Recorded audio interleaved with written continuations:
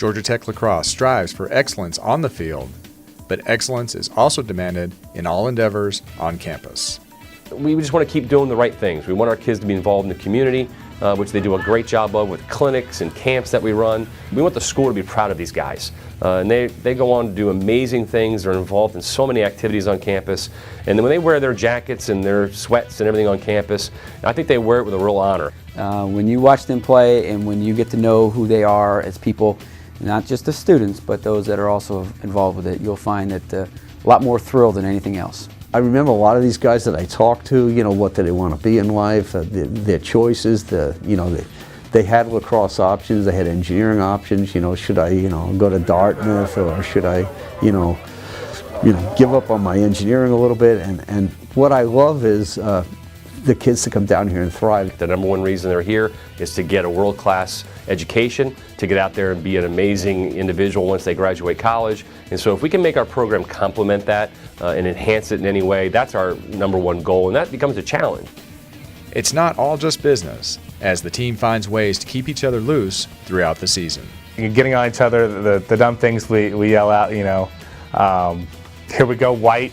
Come on, White, let's go, White! Come on, White! Let's go, White! One of my buddies from my last school just was texting me and asking for the address and trying to get a scouting report on us, but they already know what's coming towards them. Coach Edmonds likes to say the biggest room is the room for improvement, and we like to modify that and say the biggest room is the weight room. What's the biggest room? The weight room! The club even has their own spin on practice. Everyone can talk about the games, but the practices are where I think you really understand what Georgia Tech Lacrosse is about. We want them to be well-rounded students.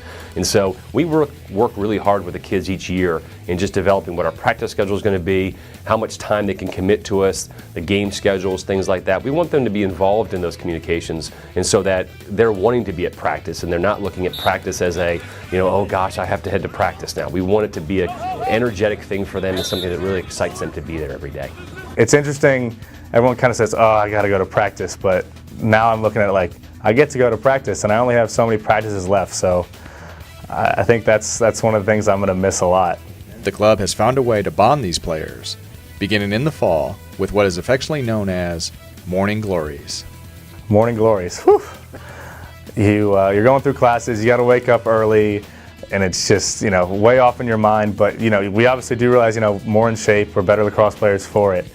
And we all get in groups, we organize, that way everyone can get woken up, get texts, hopefully everyone makes it. Every now and then someone sleeps through it and we give them crap, but we know it happens to all of us when we're pulling all-nighters studying for tests.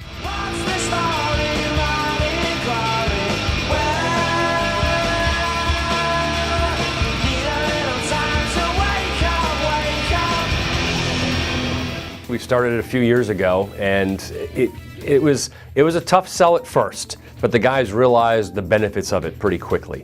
I think the advantage, again, of coaching Georgia Tech kids is that if you teach them what success is and how you get to success, they want to duplicate that, if not make it better, year in and year out. And that's one of the areas that we've increased. We used to do it, 10 years ago, and it was a little ragtag. We weren't quite sure what we were doing as coaches because we didn't have the experience. Then we hired Jason, who is one of the strength and conditioning coaches from the football team, who is now with the Carolina Panthers, actually. He was the first guy really that we stepped in with and said, we need to take this to the next level. And that is what really built the program. No kid wants to get up at 6:15, 6:30 in the morning to do an hour workout, but the guys see the benefit. And that, for us, is our fall bonding. We create workout pods and workout teams to create competition amongst themselves. But I think the idea of getting there every morning, doing that hard work together before the sun comes up, before the lights come on, before you get off to class, really brings them together. And they really push each other to make sure they're there each day, especially because we do points based on attendance within the pods. And so it really drives them together to realize this is only going to benefit them come springtime. It just kind of goes back to that practice thing where you're all together at 7 a.m., but once you're there and everyone's there and everyone's going through it, you might as well make the best of it and get after it because it will pay off in the end.